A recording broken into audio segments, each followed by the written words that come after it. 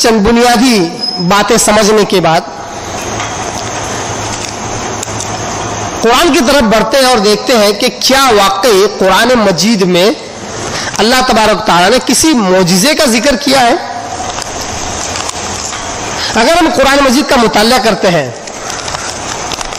सूरह बनी इसराइल सूरह नंबर 17 उसकी आयत नंबर 90 से लेकर 93 तक, 90 से लेकर 93 तक अल्लाह तबारक तआला अल्लाह के नबी हज़रत मोहम्मद मुस्तफ़ा सल्लल्लाहु अलैहि वसल्लम के मौजिज़ात के ताल्लुक से बयान कर रहा है। मौजिज़ात नहीं बयान कर रहा है, मौजिज़ात के ताल्लुक से अल्लाह तबारक तआला बयान कर रहा है।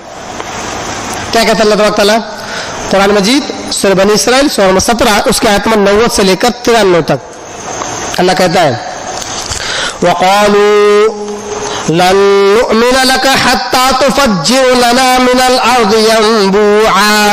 आए मोहम्मद सल्लल्लाहु अलैहि वसल्लम, ये काफिर और मुशरिक, ये मक्का के काफिर और मुशरिक कहते हैं, वक़ालू इन्होंने कहा, क्या कहा, लन नुअमिन लक हत्ता तुफज्जिर लना मिनल अर्दि यंबुआ। आए मोहम्मद सल्लल्लाहु अलैहि वसल्लम, हम आप पर हरगिज हरगिज ईमान नहीं लाएंगे यहां तक कि आप हमारे सामने जमीन से कोई चश्मा बहा कर दिखाए। क्यों मांग की उन्होंने ये? इसलिए मांग की क्योंकि जहां ये आयत नाजिल हो रही है वो रेगिस्तानी इलाका है, वहां पानी बहुत बहुत बहुत बड़ी नेमत है। अगर वहां पर कोई शख्स अपने उंगली के इशारे से जमीन की तरफ उंगली का इशारा करे, हाथ का इशारा करे और ऐसी रेगिस्तानी जमीन में से चश्मा फूट निकले, वाकई ये बड़ा ही चमत्कारी काम और एक मिराकल होता, एक मौजिजा होता, एक करामत होती। तो उन्होंने कहा अगर आप नबी हैं और आप चाहते हैं कि हम आप पर ईमान ले आए तो हम हरगिज आप पर ईमान नहीं लाएंगे जब तक कि आप हमारे सामने इस रेगिस्तानी जमीन से कोई चश्मा उबाल कर न दिखाओ। आयत नंबर 90, आयत नंबर 91 में अल्लाह कहता है औ तकून लक जन्नतुन मिन नखीलिन व इनब।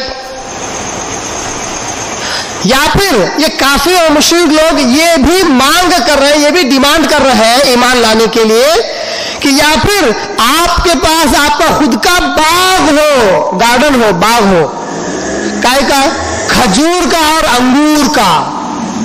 आयत से एक बात मालूम हुई कि जब ये आयत नाजिल हो रही थी तो आप सल्लल्लाहु अलैहि वसल्लम के पास कोई खजूर और अंगूर का बाग नहीं था। तभी तो आप सल्लल्लाहु अलैहि वसल्लम को हकीर समझते थे, ईमान नहीं लाते थे। कहते थे जिस के पास कुछ नहीं है दुनिया का, जो दुनिया में सुरखुरु कामयाब हमें नजर नहीं आ रहा है दुनिया के एतबार से, हम उस पर ईमान क्यों लाए? तो कहते हैं नबी सल्लल्लाहु अलैहि वसल्लम, मोहम्मद सल्लल्लाहु अलैहि वसल्लम, हम आप पर ईमान उस वक्त तक नहीं लाएंगे जब तक कि आपके पास आपका खुद का बाग हो, खजूर और अंगूरों का गार्डन हो, खजूर और अंगूरों का। फतुफज्जिरुल अनहार खिलालन तफजीरा, और इसी खजूर और अंगूर के बाग में आप नहर बहाकर दिखाएं, नहर, झरना, नहर बह रही हो, उसके अंदर नहरें बह रही हो, आपका ही बाग हो खजूर अंगूर का, उसमें नहरें बह रही हो, आप बहा कर दिखाएं, तब जाके हम मानेंगे कि आप नबी हैं, रसूल हैं। औ तस्समा कमा ज़अमत अलैना किस्फन औ तअतिय बिल्लाहि वल मलाइकति क़बीला। या फिर तीसरी मांग काफिरों मुशरिकों की, क्या ये सब मौजिज़ात है ना? ये सब क्या है? खर्क आदत उमूर है, गैर मामूली वाक़यात है जो कभी होते नहीं है। हाथ का इशारा करने से बंजर जमीन, रेगिस्तानी जमीन में से कभी चश्मा फूटने वाला नहीं है। खुद का बाग हो, गार्डन हो, खजूर और अंगूरों से लहलाता हुआ, भरा हुआ, लबालब, और उसमें नहर बहाकर दिखाए, ये गैर मामूली वाक़यात है। इसके लिए कोई सबब नहीं है जो खुद ब खुद हो जाए, ये मा फौकुल असबाब वाला वाक़या है। तो काफिर और मुशरिक कहते हैं, कहे नबी اگر تم نبوت کا دعویٰ کرتے ہو ہم ایمان لے آئیں گے اس شرط پر کہ تم ہمارے آگے یہ معجزات کر کے دکھاؤ. دو مانگے انہوں نے کی کہ ایک زمین سے چشمہ بہا کر دکھاؤ, دوسرا کہا کہ تمہارا خود کا باغ ہو جس میں خود تم نہر بہا کر دکھاؤ, اس نہر کی وجہ سے وہ باغ پھلے اور پھولے, بارش پر وہ منحصر نہ ہو. تیسرا یا پھر آپ آسمان پر چڑھ کر دکھاؤ, اور تسقط السماء کما زعمت علینا کسفا, نہیں وہ کہتے ہیں یا پھر ہم پر آسمان کو گرا کر دکھاؤ ٹکڑے ٹکڑے کر کے جیسا کہ تمہارا گمان ہے. بار بار اے محمد صلی اللہ علیہ وسلم تم یہ دعویٰ کرتے ہو کہ اگر تم میری بات نہیں مانو گے تو اللہ کا عذاب تم پر آئے گا, آسمان سے عذاب آئے گا. جس طرح تم دعویٰ کرتے ہو تو جس طرح تمہارا گمان ہے اسی طرح آج ہم پر آسمان سے عذاب نازل کر کے دکھاؤ. یہ جو بادل ہے اس کو ٹکڑے ٹکڑے کر کے ہم پر گرا کے دکھاؤ. ظاہر سی بات یہ بھی غیر معمولی واقعہ ہے, ما فوق الاسباب والا واقعہ ہے. او تأتی باللہ, یا پھر اللہ کو ہی ہمارے سامنے لا کر حاضر کر دو, والملائکہ اور فرشتے بھی اس کے ساتھ میں ہو, قبیلہ ہمارے سامنے کھڑے ہو, اللہ اور اس کے فرشتے ہمارے سامنے کھڑے ہو تب جا کے ہم آپ پر ایمان لائیں گے, ورنہ آپ پر ایمان نہیں لائیں گے. چوتھی مانگ کر رہے ہیں اور یکون لک بیت من زخرف, بہت بڑی مانگ کر لی. کہا یا پھر تمہارے پاس تمہارا سونے سے بنا ہوا گھر ہو, گولڈ سے بنا ہوا گھر ہو. چوتھی مانگ کیا ہے؟ ایسا گھر ہو تمہارے پاس جو خالص سونے سے بنا ہوا ہو. او ترقا فی السماء, یہ سب کچھ نہیں کر سکتے تو یہ کرو ہمارے سامنے آسمان پر چڑھ کر دکھاؤ, ہمارے سامنے آسمان پر چڑھ کر دکھاؤ. وَلَمْ نُؤْمِنَ لِرُقِيِّكَ, ارے نہیں, اگر آپ نے چڑھ کر بھی دکھایا تب بھی ہم آپ پر ایمان نہیں لانے والے. تمہارے چڑھتے ہوئے کو آنکھوں سے دیکھنے کے باوجود بھی ہم آپ پر ایمان نہیں لائیں گے. کیوں؟ کیونکہ آپ صلی اللہ علیہ وسلم کے تعلق سے بات مشہور کر دی تھی کہ آپ صلی اللہ علیہ وسلم جادوگر ہیں, تو جادو کے اثر سے ہو سکتا ہے کوئی شخص چڑھتا ہوا نظر آئے, تو کہتے ہیں کہ ہو سکتا ہے آپ آسمان پر چڑھتے ہمیں نظر آئے تب بھی ہم آپ پر ایمان نہیں لائیں گے. حتی تنزل علینا کتابا نقرؤہ, یہاں تک کہ آپ ہم پر کوئی کتاب آسمان سے لے آؤ یا نازل کر کے دکھاؤ. آسمان سے کتاب اتر رہی ہو ہمیں ایسے دکھاؤ, اور صرف کتاب بھی نہ ہو سکتا آنکھوں کا دھوکہ ہو, بظاہر کتاب تو دکھ رہی ہے شاید کتاب نہ ہو, کہ جادوگری میں یہ بھی ممکن ہے. نقرؤہ, ہم خود اس کو کتاب کو ہاتھ میں لے اور پڑھ کر دیکھیں کہ حقیقی ہے. آسمان سے کتاب نازل ہو, اوپر سے نیچے اترے اور ہم اس کو پکڑے چھوئے اور اس کو پڑھ کر دیکھیں تب جا کے ہم آپ پر ایمان لائیں گے. کتنے معجزات مانگے؟ ایک زمین سے نہر بہا کر دکھاؤ, دوسرا کہا تمہارا خود کا باغ ہو جس میں خود تم نہر بہا کر دکھاؤ, باغ نہر کی بنیاد پر ہو. تین آسمان کو ہم پر ٹکڑے ٹکڑے کر کے گرا کے دکھاؤ. یا پھر چوتھا اللہ کو اور فرشتوں کو ہمارے سامنے لا حاضر کرو تاکہ ہم خود دیکھ لیں. پانچواں تمہارے پاس تمہارا خود کا سونے کا گھر ہو, سونے سے بنا ہوا گولڈ سے بنا ہوا گھر ہو. چھٹا ہمارے سامنے آسمان پر چڑھ کر دکھاؤ. نہیں, چڑھنا کافی نہیں ہے, ساتواں کتاب کو نازل ہوتے ہوئے دکھاؤ. صرف کتاب کو نازل ہونا کافی نہیں ہے, آٹھواں ہم اس کتاب کو پڑھ بھی لیں. 8 معجزات طلب کیے اللہ کے نبی حضرت محمد مصطفیٰ صلی اللہ علیہ وسلم سے. کس نے؟ اس زمانے کے کافر اور مشرکوں نے. کہا اگر یہ آپ کر سکو تو ہم آپ کو نبی مان لیں گے.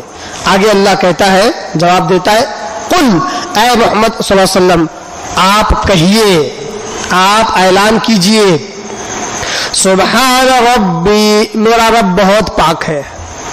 کیوں کہا؟